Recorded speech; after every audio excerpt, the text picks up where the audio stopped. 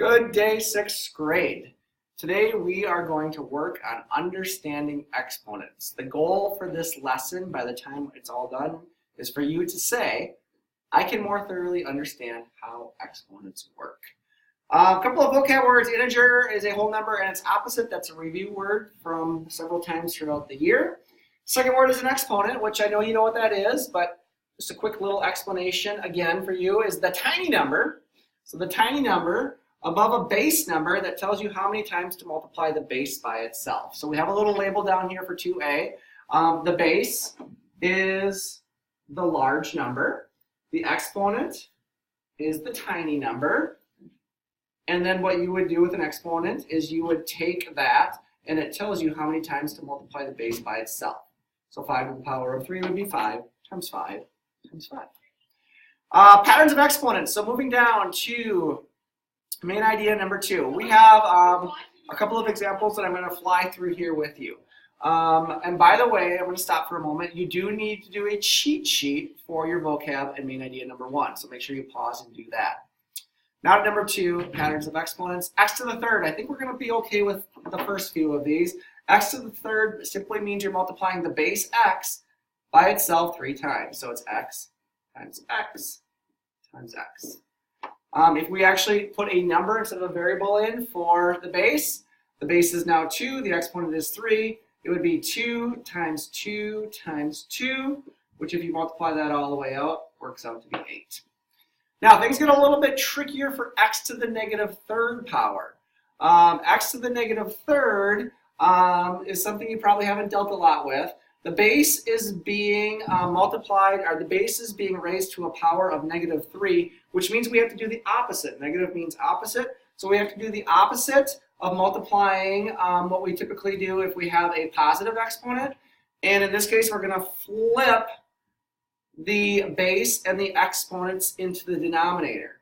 So instead of x to the negative third, it is going to be 1 over x to the third. 1 over x to the third.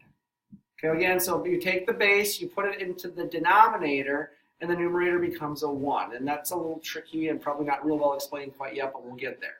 So number 6 is the same situation. We have 2 to the negative third. Because we have a negative exponent, we have to flip the base and the exponent to the bottom. So it's going to be at the bottom of a fraction. So it's going to be 1 over 2 to the third. So again, notice that when we flip it to the bottom, when we flip the base and the exponent to the bottom, the negative that was on the exponent is now gone. So it's 1 over 2 to the power of 3, and it's a positive power of 3. Just like here on number 5, we have a negative exponent. When we flip it to the bottom of the fraction or the denominator, the exponent becomes positive. Why does that work? I'm going to try to explain this as best I can with 2 to the negative third. So I'm going to start off with the power of 2, or base 2 to a power of 2, which you know is 2 times 2, which equals 4. 2 to the power of 1 is simply 2. Okay? So we have a 4, we have a 2. 2 to the power of 0, we're going to learn about this in a little bit, is actually 1. Anything raised to the power of 0 is 1. We'll talk about that in a second. 2 to the negative power of 1 is going to be one of those situations in which you need to take the base and the exponent and flip them to the denominator. So we're going to have 1 over 2 to the power of 1, which equals 1 over 2. Okay, and again, 2 to the power of negative 1, that negative 1 becomes a positive 1 when you flip it into the bottom. Okay, so our answer at the bottom of the fractions, the denominator. So our answer is 1/2. 2 to the negative second power is going to be equal to 1 over 2 squared. So again, we take a negative exponent, we take the base and the negative exponent, put it in the denominator, and turn the exponent to a positive. This would be 1 over 2 times 2, which equals 1 over 4. So, for fun, to get from a 4 to a 2, we divide by 2.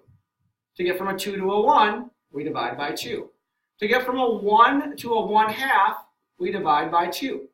So 1 divided by 2 is equal to 0.5 or 1/2. So essentially what we're doing, dividing by 2, 1/2 divided by 2, so 1/2 divided by 2 gets us to 1/4.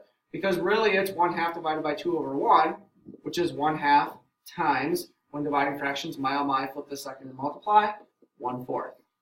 Okay, so there's just a pattern. Negative exponents are going to get smaller and smaller and smaller as the exponent number increases. And the pattern is we're taking that base and dividing it by the outcome. So again, 4 is our outcome, divide by 2. Okay, we get 2. 2 is our outcome, divide by 2, or divide by that base number, and we get to a 1, and so on and so forth. Maybe a little bit confusing. We'll get to more of these examples in a couple of seconds, maybe not. Maybe confusing, maybe not. We'll get to a couple more examples. Number 7, any integer base except 0 with a negative exponent equals its reciprocal with a positive exponent.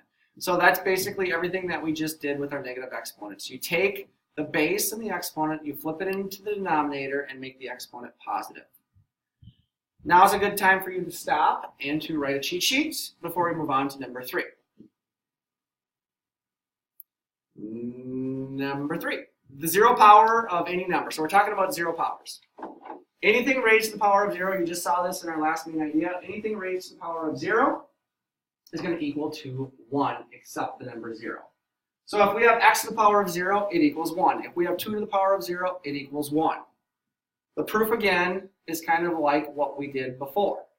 If I have 2 to the power of 2, it equals 2 times 2, which is 4. If I have 2 to the power of 1, we're simply talking about 1, 2, and that equals 2. 2 to the power of 0, if we're going to continue our pattern, to get from 4 to 2, we divide by 2. To take 2 and divide by 2, we're going to get, divide by 2, we're going to get the number 1, and so on and so forth. So again, anything raised to the power of 0 is going to equal to 1. Really, really quick, let's take 3 to the power of 2. 3 times 3 is 9.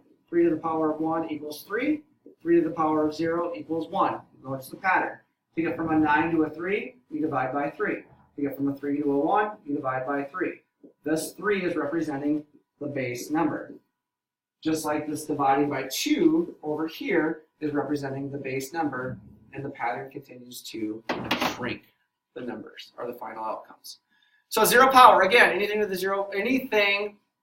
raised to the power of 0 is 1. Go ahead and make a cheat sheet for number 3. Last one is number 4, putting it all together.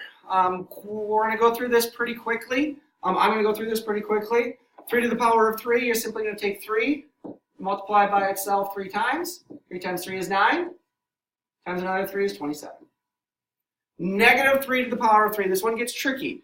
Negative 3 to the power of 3, we are only raising the 3 to the power of 3.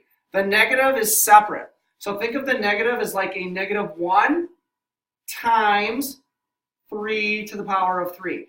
Again, this exponent is only attached to the 3. It has nothing to do with the negative.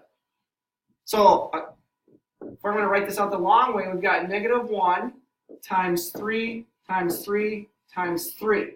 In parentheses, we have 27, because 3 times 3 times 3 is 27, times negative 1. Together, that's going to equal negative 27. So another way of thinking about this problem, if you have a negative number raised to a power, you simply do the base times, or the base and the exponents together, so 3 times 3 times 3, and add the negative at the end. Okay, where it gets different is if the base number is in parentheses. So in this case, negative 3 is in parentheses. So the exponent is actually talking about everything inside the parentheses. So the negative 3 should be multiplied by itself 3 times. So this one is negative 3 times negative 3 times negative 3. Negative 3 times negative 3 is positive 9, because a negative times a negative is a positive. And then 9 times negative 3 is equal to negative 27. So same outcome, just a different way of looking at it. Okay, number 14, negative 3 to the power, number 14 is 3 to the power of negative 3. So in this case, we have a negative exponent again, so we're going to rewrite the problem as 1 over 3 to the power of 3, which equals 1 over 3 times 3 times 3, which is 1 over 27. 3 times 3 is 9, times 3 is 27. Moving on. Negative 3 to the power of negative 3.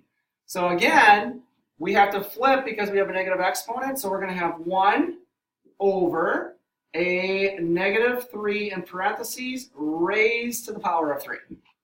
So that is going to be equal to 1 over negative 3 times negative 3 times negative 3, which is going to equal 1 over negative 3 times negative 3 is 9. And then this 9 times this negative 3 is going to give you a negative 27. So there's your final answer. I know this is kind of messy. I should have been boxing final answers. I haven't been. Hopefully you are, and your notes look much better than what I'm giving you. So in the end, then we get problems like this. So number 16, this is the last one we're going to do. We have an order of operations problem. So we're going to follow our PEMDAS. We've got an exponent to start. We got some parentheses to follow. So we are going to work this into a triangular piece of pizza by following order of operations. First thing I want to do is my parentheses. So I have 6 minus 4. So I'm going to rewrite my problem as 5 squared minus, in parentheses, 2 to the negative 2 power. The 6 minus 4 is 2. Plus, in parentheses, negative 2 to the power of 0. My parentheses are pretty much gone. Now I need to deal with my x. My parentheses are gone. Even though I still have parentheses, there's nothing to do inside of them.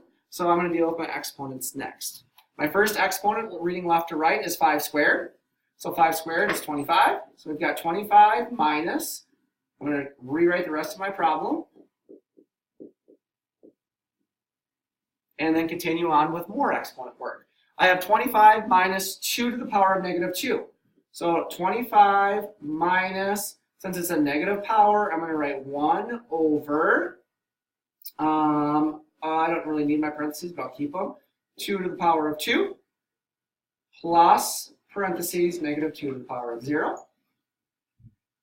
Still not really done with my exponents, reading left to right. So I got 25 minus 1 over 2 to the power of 2 is 4, plus negative 2 to the power of 0. Still have some exponents to deal with. I've got 2 to the power of 0. So I'm going to rewrite my problem as 25 minus 1/4 plus anything to the power of 0 is 1. So even a negative number to the power of 0 is 1. So I've got a positive 1. Mental math, 25 minus 1/4 is 24 3/4 plus 1. And my final answer would be 24 3/4 plus 1, 25 3/4. So some key points to remember on this particular problem is still following PEMDAS. We dealt with some negative exponents. We dealt with exponents being 0. Everything that we practiced prior to this problem is in this problem. Okay, we've got, like I said again, negative exponents.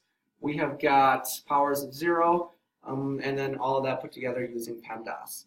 Good luck with your assignment. It should be have given to you via Schoology, and don't forget to do a cheat sheet for this last main idea. Have a great day.